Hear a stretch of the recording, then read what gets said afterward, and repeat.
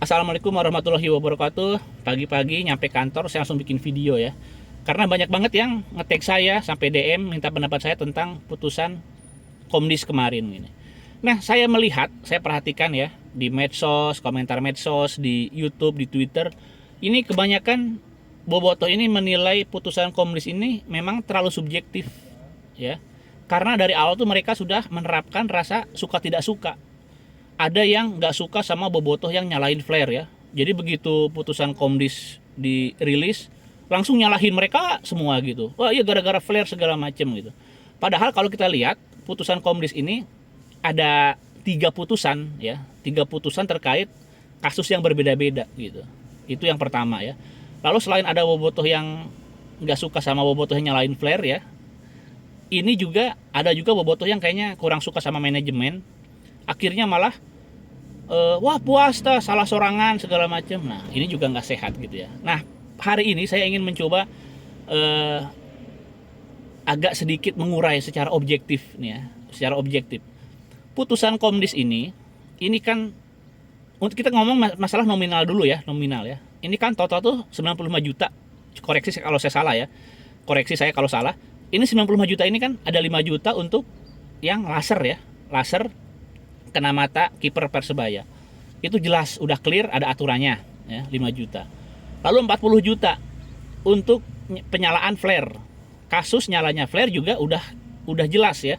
Flare nyala maka ada sanksi. Itu diatur di regulasi Piala Presiden dan juga di regulasi kode disiplin. Masih tahun 2018 kayaknya ya aturan itu. Itu udah jelas juga. Nah, yang menarik ini tentang 50 jutanya. 50 jutanya ini terkait ketidakmampuan menyelenggarakan pertandingan ya. Jadi ada kericuhan yang menyebabkan nyawa orang melayang 2 orang. Nah, kita mungkin kalau menanyakan kepada PT PBB, wah kami juga dirugikan nih bayar denda. Iya, tapi kita lihat objektif aja lah ya. Ini kita ngomong yang masalah 50 juta dulu nih. Kalau 40 juta kan udah jelas PT PBB dirugikan ya karena ulah supporternya. Yang 40 juta flare, yang 5 juta laser itu jelas. Nah, yang 50 juta ini sebetulnya menurut saya ini putusan yang apaan sih gitu loh. Ini nggak akan mengubah apapun ya. Dikasih sanksi 500 juta pun kalau terkait yang kerusuhan sampai 2 meninggal ini nggak mengubah apapun. Mau 1 miliar pun nggak akan mengubah apapun. Persib ya, kita juga harus mengakui Persib dengan lingkaran konsorsium, aset, lalu juga terkoneksi sama perusahaan multinasional. Ini kan klub kaya dong ya, klub kaya ya segitu mah kebayar gitu loh, apalagi 50 juta mah kebayar gitu. Tapi kita ini kan harus melihat bahwa kejadian ini kan kejadian luar biasa. Ini bukan kejadian biasa ya. Tewasnya 2 supporter ketika akan masuk stadion ini jangan dianggap biasa. Jadi nggak cukup dengan denda sekian puluh juta, nggak cukup gitu. Lalu juga dendanya ini terkait kematian supporter, memang ada juga Persib jadi nggak bisa menyelenggarakan pertandingan di GBLA. Nah kalau buat yang tidak bisa main di GBLA, sebetulnya tanpa ada 2 korban meninggal pun, ini kan udah bisa diprediksi gitu. Karena ada ketentuan kan, dan juga ultimatum. Kalau sampai flare menyala, ya, apalagi kemarin tuh selalu dibandingin loh sama 2 kota. Malang nggak ada flare, Solo nggak ada flare, ini di Bandung kok nyala terus flare katanya. Makanya kalau flare sampai nyala, maka Persib nggak bisa main di GBLA. Ya, jadi sekali lagi tanpa ada korban jiwa kemarin, tanpa ada korban meninggal dunia pun, itu tentang Persib harus pindah dari GBLA ya, itu bisa diprediksi sebetulnya. Nah, sebetulnya yang lebih terkait dengan kasus tewasnya 2 orang ini adalah ketika Persib bermain tanpa penonton. Nah itu sebetulnya di situnya ya. Jadi ada 2 hukuman terkait korban meninggal ini. Yang pertama adalah denda 50 jutanya itu, yang tentu saja sangat ringan untuk Persib gitu ya. Dendanya plus Persib nggak boleh bermain tanpa dukungan supporter gitu ya. Nah ini apakah cukup ya? Tidak cukup dan tidak mengubah apapun saya pikir gitu. Jadi Komdis gagal ya, gagal memahami bahwa ini adalah kejadian yang luar biasa. Putusannya pun harus luar biasa, harus berbeda ya. Jadi kalau di hukum itu ada yang namanya res finding, penemuan hukum. ya. Jadi Komdis ini kan dalam memutus sesuatu memang ada panduannya, ada semacam juknis ya, kode disiplin Piala Presiden, lalu juga mereka ada statuta hingga kode disiplin PSSI ya. Itu kalau nggak salah masih tahun 2018 tuh.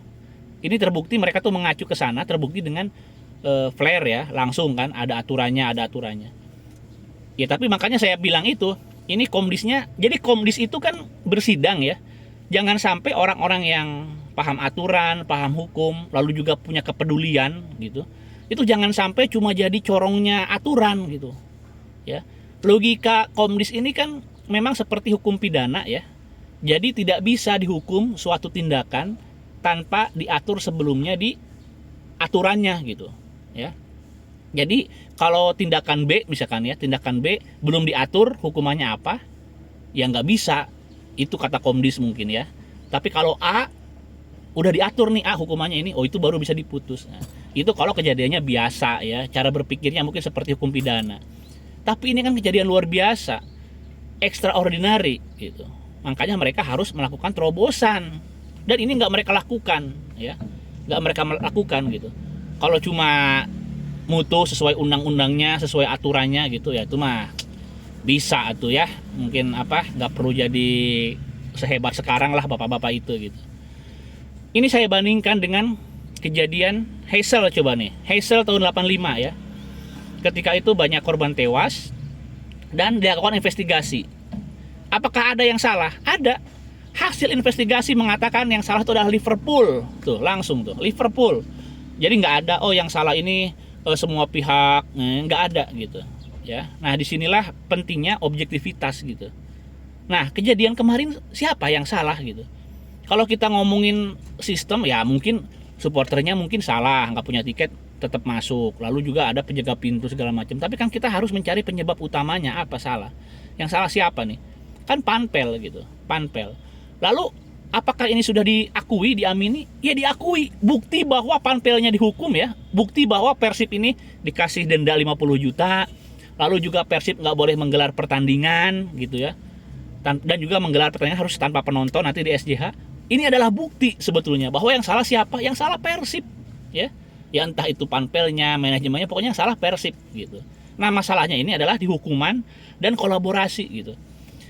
Tragedi Heysel itu yang investigasi, yang menindaklanjuti bukan cuma komunitas sepak bola ya, bukan cuma FA sama UEFA, tapi juga ini negara gitu. Jadi ada Perdana Menteri perempuan, salah satu yang paling populer di dunia ya, Margaret Thatcher, julukannya di The Iron Lady, bukan Iron Man ya, Iron Lady. Itu sampai mendesak nih bahwa hukuman buat Liverpool harus keras kali ini gitu, karena memang mengakibatkan nyawa gitu ya. Akhirnya muncul seperangkat aturan ya, spektator X buat menangani hooliganisme. Ini memang agak beda. Ini yang kemarin di GBLA bukan hooliganisme ya, bukan. Tapi ini kita cara berpikirnya, persepsinya bahwa ini ada korban jiwa dan negara bisa masuk ya untuk menanganinya.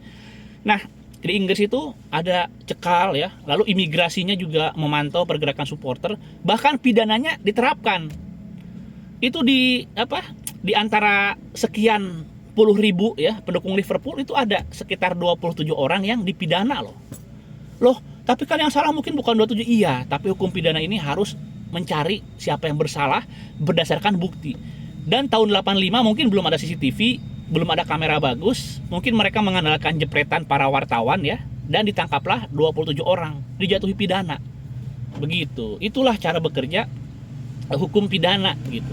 Sekarang kita ya rekaman ada ya, bukti ada kan, rekaman di medsos ya, bagaimana kerusuhan itu terjadi di gate berapa, lalu kok nggak ada penjagaan, lalu kok ini, waduh ini kok kacau gitu, ini siapa yang bertanggung jawab di sektor ini gitu kan, siapa yang bertanggung jawab di sektor ini, kan bisa dicari tuh orangnya siapa, lalu orangnya itu laporan ke siapa itu kan gampang kalau zaman sekarang gitu ya. Nah itu dia, makanya kenapa hukuman yang kemarin itu saya pikir nggak akan mengubah apapun ya, gitu. Nggak ada efek jera, bahkan cenderung menganggap remeh nyawa orang, betulan saya. Nah inilah pentingnya kolaborasi ya. Jadi ketika mengakui bahwa Panpel Persib yang salah, itu komunitas sepak bola, hukuman dari Komdis itu sudah coraknya seperti itu, bahwa mereka tahu siapa yang salah itu Persib gitu ya, untuk kasus yang ini. Lalu supporter salah, makanya dijatuhi sanksi yang flare sama yang laser gitu loh. Gitu loh teman-teman ya. Jadi kalau kata saya, ini Komdis tetap ya gagal. Jadi mereka tahu siapa yang salah, tapi dengan sanksi seperti ini ya ini nggak akan mengubah apapun ya. Nggak akan mengubah apapun. Kalau masalah ringan berat ya silahkanlah nilai sendiri ya. Duit segitu buat Persib apakah berat gitu. Cuma ini kan bukan tentang nominal semata ya. Perlu ada sanksi yang lebih tegas lagi sebetulnya begitu ya. Gitu teman-teman. Jadi menurut saya untuk putusan ini ngaco, ini ngaco ya. Ini nggak akan mengubah apapun gitu. Komdis hanya berpikir seperti kacamata kuda. Mereka cuma ada aturan, terapkan, tanpa mereka tahu bahwa yang kali ini nih beda ya. Ini adalah kejadian luar biasa loh. Ada 2 nyawa melayang gitu. Dan penyebabnya jelas. Penyebabnya jelas karena apa?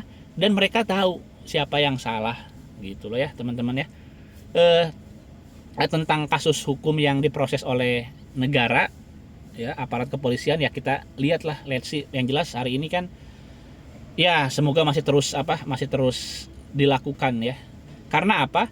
Karena terkait bahwa di sini ada permasalahan hukum ya, khususnya hukum pidana. Ini saya tahu kok. Saya tahu bahwa PSSI pun mengakui itu. Buktinya mengakui apa coba?